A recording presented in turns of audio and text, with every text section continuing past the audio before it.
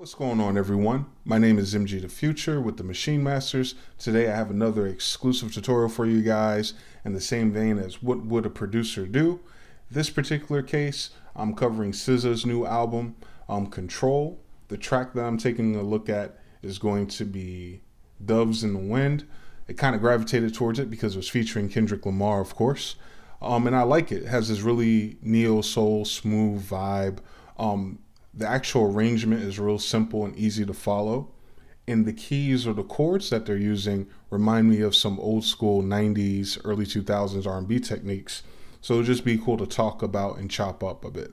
So let's go ahead and get to it. First things first, I'm going to show you guys the sonic palette that I picked out, but I want to let you hear the track first. I want to say the beats per minute is around 70, but it's actually might be slower, might be 68 or 69. And it wouldn't surprise me if it was 69 given the content of the lyrics. But anyway, check it out.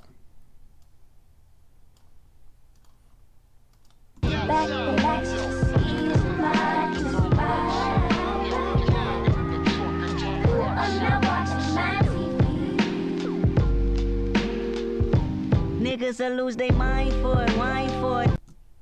Cool, so that was pitched up. If you want to hear the full track, definitely check it out on Spotify. It's available. And I was able to chop the track up a little bit and find the two chords that they're using or the progression that they're using. So I'm going to show you what that looks like and what that sounds like as well.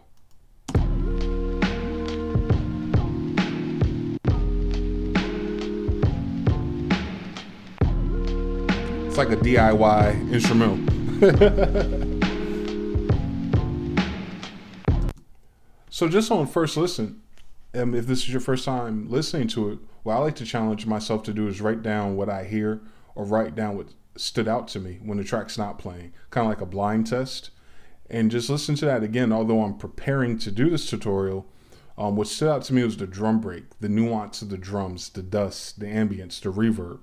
So when you start thinking in terms like that, you should start writing it down or make a note so you know to add that to a track that you like to make in this vein. The next thing that stood out was the voice. There's this that sounds like it's coming out the left side in the hallway. So that's heavy reverb, vox, choir sound or sample. And then the other things is just the main sound itself doesn't sound like a full chord.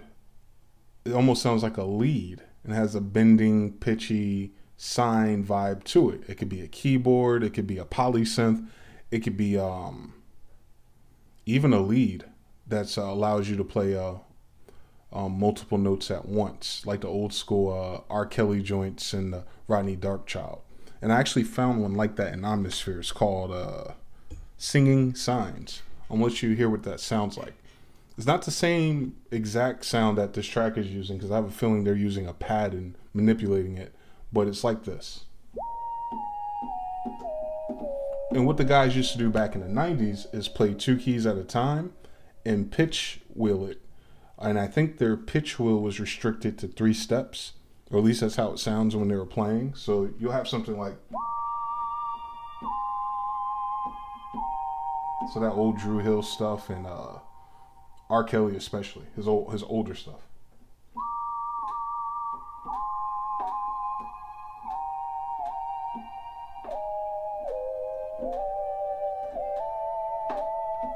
A lot of pitching. But anyway, so that main track has that same vibe to it. That woo woo. And then of course the bass is every downbeat. So I picked my own sonic palette. I have Boomer Square from Omnisphere for the bass. I already showed you the main element. The choir.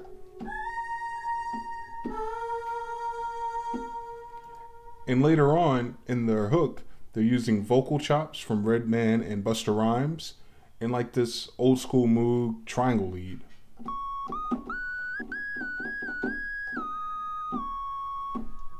So this particular track was really heavy in drums. So I didn't get a chance to analyze the chords or do convert harmony to MIDI like I would usually do by right clicking on the waveform and choosing. You could probably still do that, and I'll just do it for fun. It'll try to find the keys that it can, but as you can see, there's not a whole lot. But what it does show you though, which is cool, is that you see there's a lot of black keys and it kind of help you play it by ear. So in this case, I was able to do that, and I got something like this.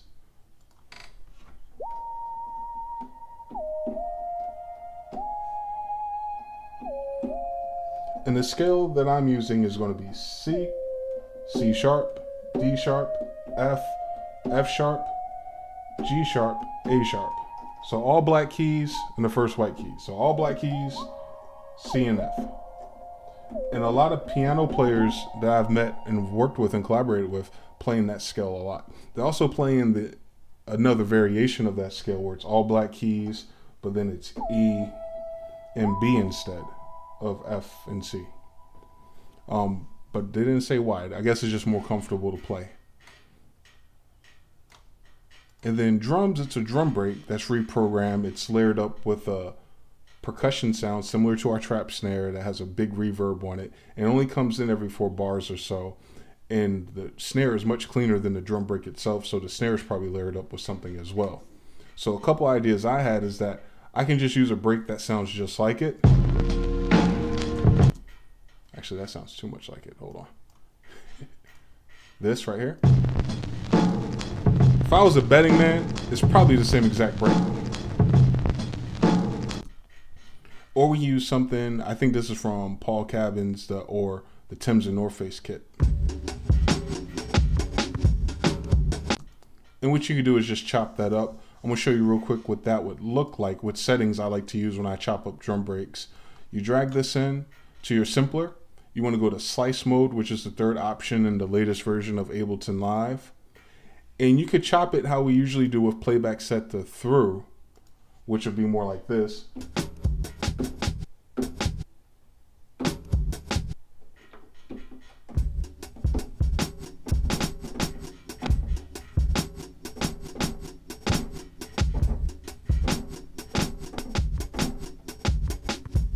Which basically allows you to retrig live and it'll play it when you let the key go. If you want to change that behavior, switch it to gate, so it has to play through as long as you're holding it. So you could be a little bit more choppy and precise.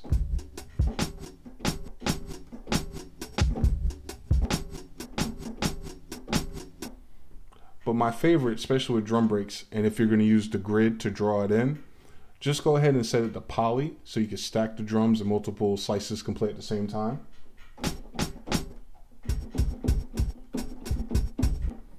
And set it to gate, which is a cleaner way.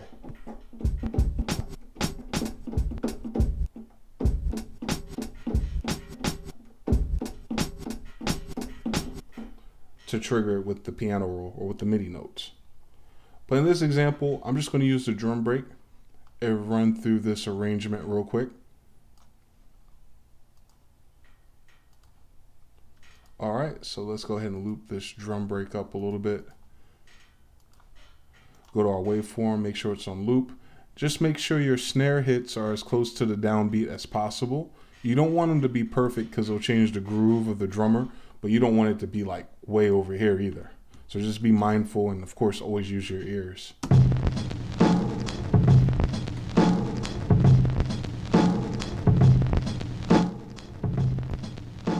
So something like this, I would try to figure out the chords or the lead sound first, or the main element first. So let's go ahead and lay down that sine pattern.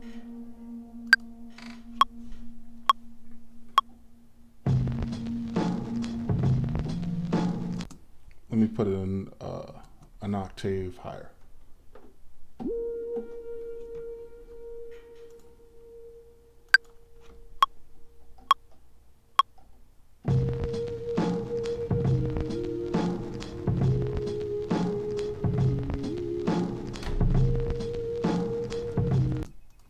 All right, so that's real simple. I'm gonna go ahead and consolidate this, throw a quick quantize on it. And just to let you guys see what the keys are that I picked, it's real simple. It's actually really similar or repetitive as well.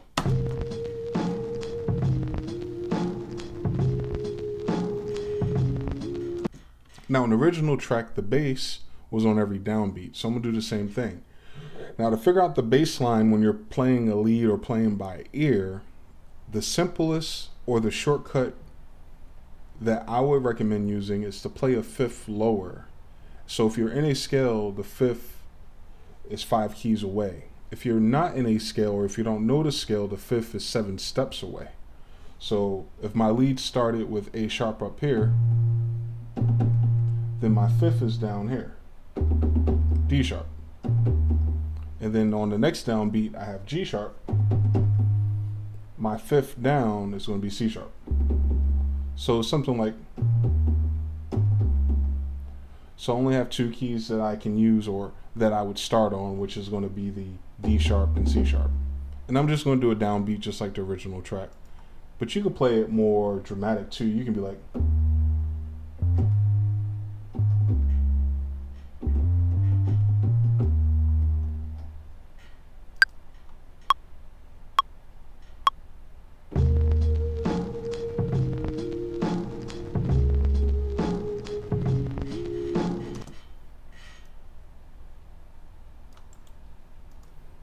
all right, 2 downbeats, 2 notes, real simple. Let's change that grid to 16s and make sure it stops before the snare.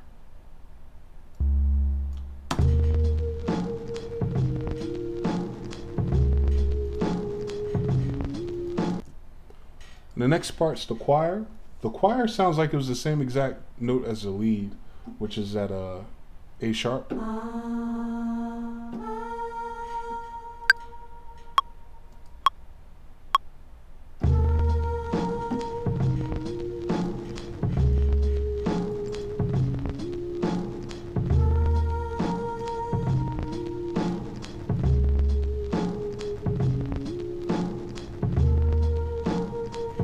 And I got it panned to the left because that's how I heard it in the original arrangement. And then lastly, the actual lead that's on the hook. Let me revisit that real quick.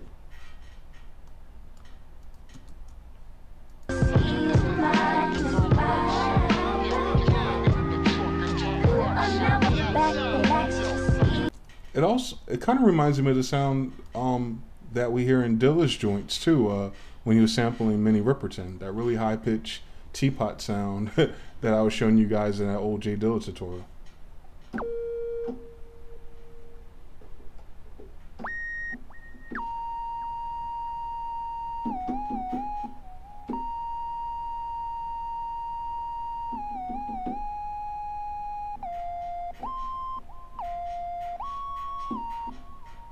All right, let's get it.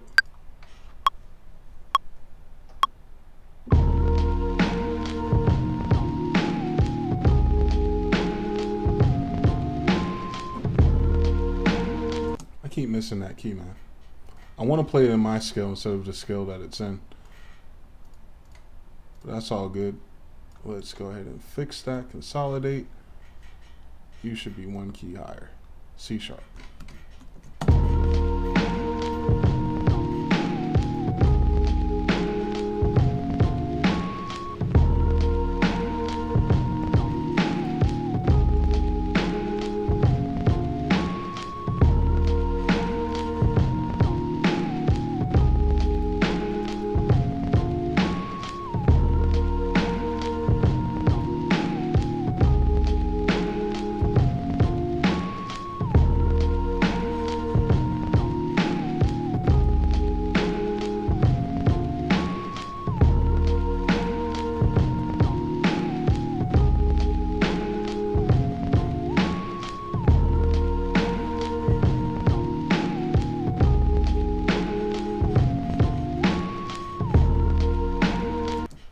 And another tip, as far as leads, a lot of times when we use software synthesizers, sometimes they're kind of dry because we're missing different parameters as far as articulation, aftertouch, things like that. And also just the analog, the electricity in an analog synthesizer behaves way different. You can't really capture it by sampling it like a lot of these platforms do. But anyway, to get around that, use a tremolo, and I'm using the trim control. And there's a few presets here that I like that are under vibraphonist.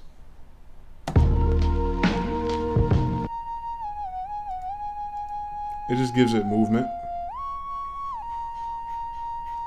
Or you can auto pan it. Or emulate a whirly.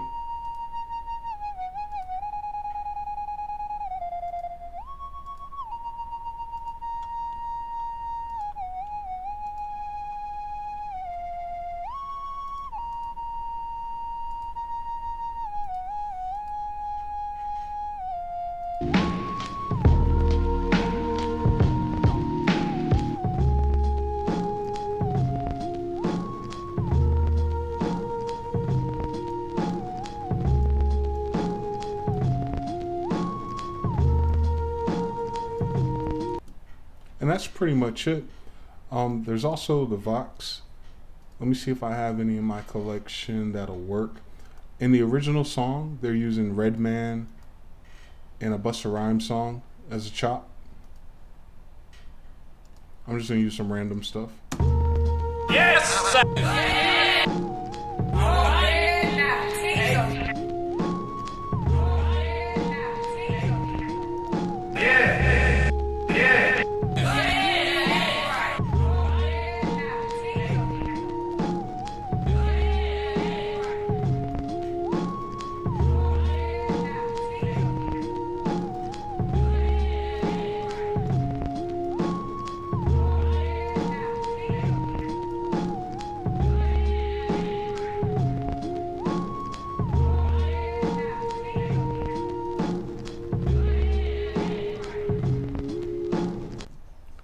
So that's pretty cool. I mean, and you can do all kinds of stuff. You can add scratch emulations. You can load up your Machine Jam and do some of the filters or automation, whatever you want. But I just wanted to give you guys an outline of what's going on in this track and how to do it your own way. Another thing, a lot of people have been asking me, why do I like Ableton Live so much, or why I don't use Maschine as much?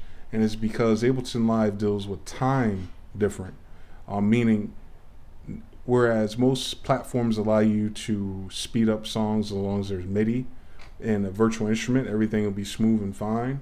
But if you're doing time stretching or sample chopping, the moment you change your tempo, everything falls apart or loses its cohesiveness. Ableton Live tries to keep everything on a grid for DJs and remixing and stuff, so it allows you to speed things up. So for instance, in this track, because the drum pattern's not as busy, it doesn't have that double or triple kick, it's kind of slow, so I want to speed it up. And when I speed it up, it's really not going to mess nothing up. And I'm using audio breaks. I'm not even doing this via MIDI.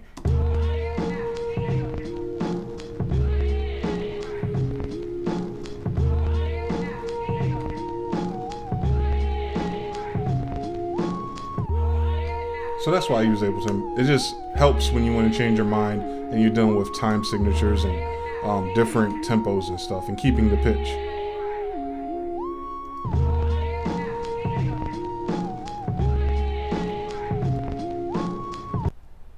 But hopefully you guys got something out of this and watching this particular workflow and analysis of this particular track by SZA. Definitely support that project and check it out. She's a TDE artist, so that's why she has those Kendrick features. But anyway, any comments, questions, or concerns, definitely leave them in the comment box below. If you guys aren't subscribers already, definitely subscribe. We greatly appreciate it, and it'll help us a lot. If you want to contact with us directly, definitely follow us on Instagram. I'm at MGTheFuture, and be sure to follow at Maschine Masters. Until next time, thank you for watching Maschine Masters.